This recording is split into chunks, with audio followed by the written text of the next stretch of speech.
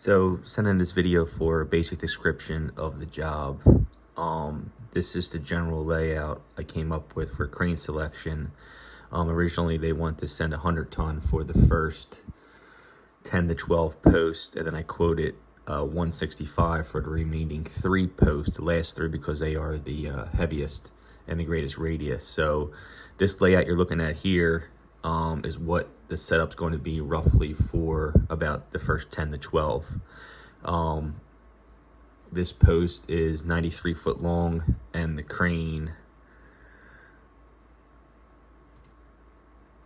has 167 foot of boom out, so we can put more boom out on this. I'm not necessarily concerned about the capacity of the crane or the boom length. We got plenty in it. It's all about the tail swing. So obviously this is the laminate poles we are setting, and then the red box represents the power lines. In the 3D image, most of the power lines, actually a majority of them, are going to be less than 40 foot. So this is kind of deemed worst case scenario. As you can see, if I zoom in, your crane is on mid-position outriggers. And the reason for the mid-position outriggers is because we are getting a lane and a shoulder for the crane setup. So bring this back to 0.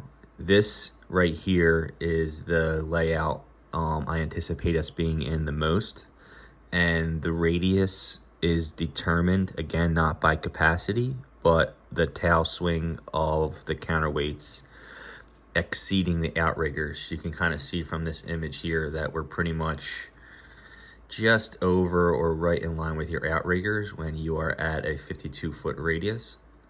And as we get closer, what you'll see, we obviously swing more out to the street, which would be the traffic. Get this here. So we drop down to 47, we come out even more, 38, 29 foot radius, and we're pretty much out into the street at this point at a 30 foot radius. So when setting up, we want to make sure that we're roughly around 50 foot to reduce the amount of tail swing going out into traffic. We got a little bit of playroom right here with the outriggers. Some places have curbs, some places have guardrails, and some places will actually be able to get under the power lines to reduce the tail swing. But just know that the radius is flexible based on what the setup is throwing at you, but ultimately you want to stay close to a 50 foot radius to reduce the amount of tail swing that's going into the street.